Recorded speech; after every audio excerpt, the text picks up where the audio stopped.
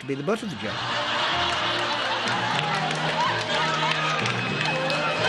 The whole of my life I've been sent up by everybody, and I love it. And the Goodies did a marvellous job.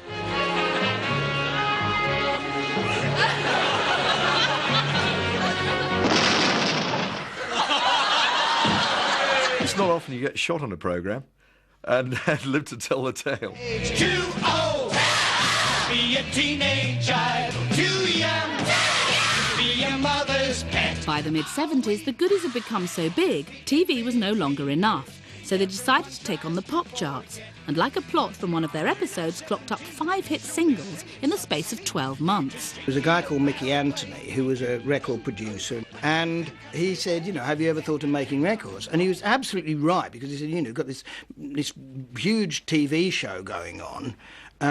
If you brought out records, as I suppose you could say the Monkees did, for example, this could work. You're all getting older each day.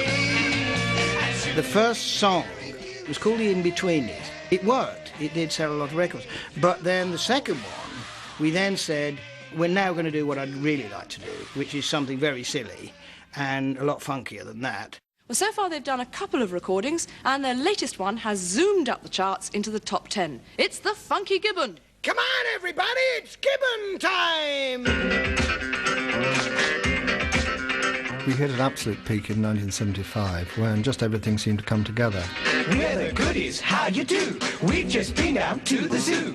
At their peak, there was a form of Goodies mania, if you like, that gripped the nation. Let's welcome to Cracker Jack, the Goodies! The Goodies! Here do come the Goodies. But I hope you give a nice warm welcome to the ridiculous but amazingly funny Goodies! It wasn't quite Beatles mania levels, but it was certainly a huge frenzy of interest. They were across all media. They were in the pop charts, they were appearing on children's shows, they were on with Engelbert Humperdinck, they were on Seaside Special.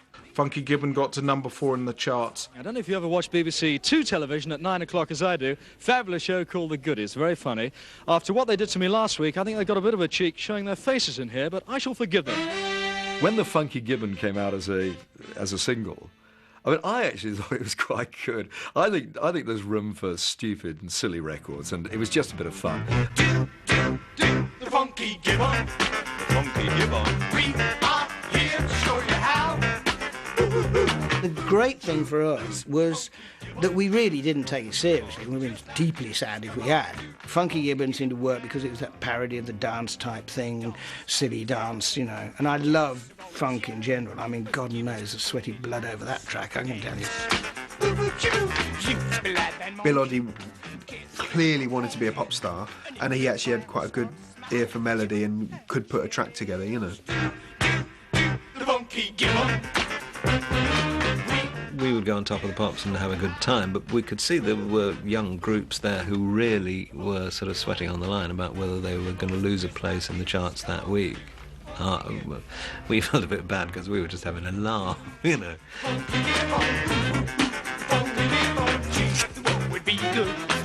It was, I think, legendarily uncomfortable Top of the Pops appearance where I think Bill was having the time of his life. Obviously wanted to be a rock singer all his life. And Graeme, God bless him, very uncomfortably doing the little armpit scratching in those terrible Rod Jane and Freddie dungarees. The Funky Gibbon.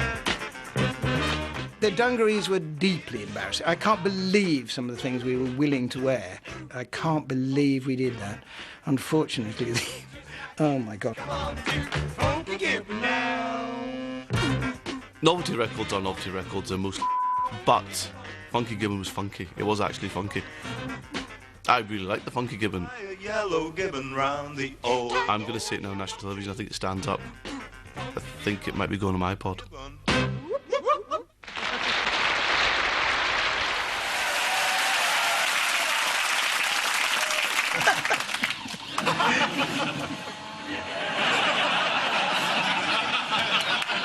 Yes. Very good. Fantastic. You see, that was the problem. Our effects were just too convincing. I can show you this. In the episode Kitten Kong, there's a bit where Tim appears to be being dragged along through a park by a little kitten on a lead. Now, you might have seen that sequence before, and you've probably wondered, if you have, how on earth do they do that? Well, have a look now, see if you can work out how it's done. And while you're at it, see if you can decide, is this cruel to the animal or to the actor?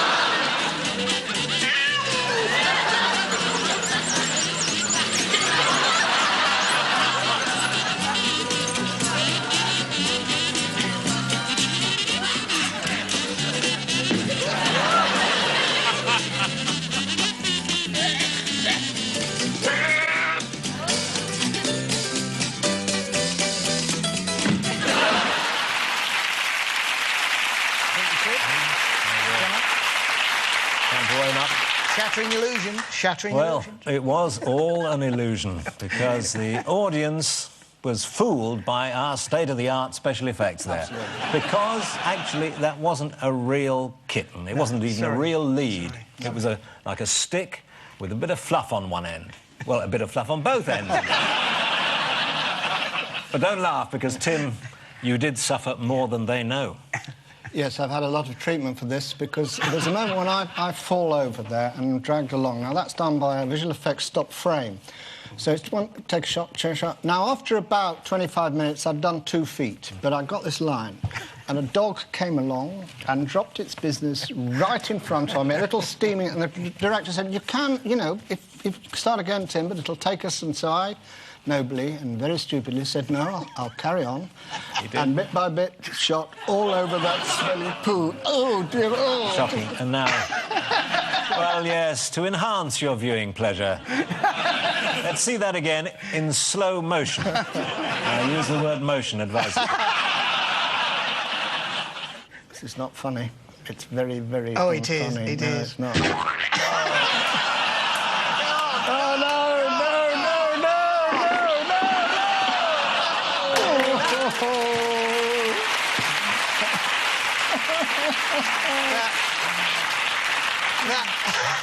That has to be the very definition of devotion to comedy duty. Taking a turd up the nostrils. I get letters, I personally, particularly, get letters saying, Dear Bill, you know, we know you're supposed to be into wildlife and stuff like that, and yet, during the days when you were on the goodies, you were not very nice to animals. Yeah. Not very nice? We're flipping horrible.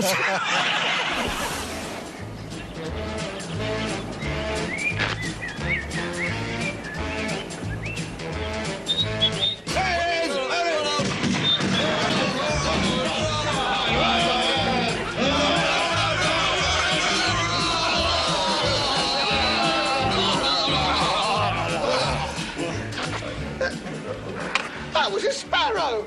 I'm sorry, we thought it was a robin. It was a sparrow.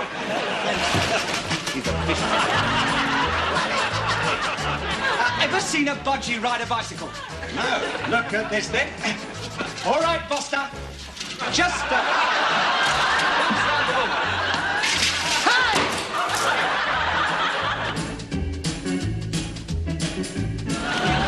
Tim? What? Don't do it. Leave me alone. You can't eat Gilbert. Get away! One step closer and the mouse gets it. Bill! Give him to me. Sorry. Think so, too.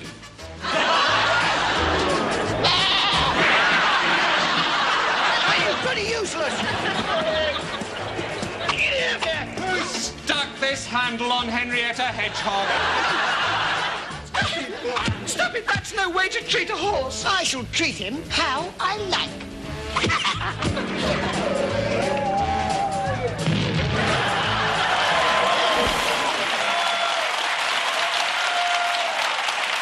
Actually, the thing is, of course, they weren't real animals. Well, some of them were real animals, but they enjoyed it. But the public seemed to have a problem with distinguishing reality from, you know, a dummy or something like that. And to prove it, I don't know if you remember the shot in there of Black and White Beauty, the horse, and I got a letter. I got a letter from a woman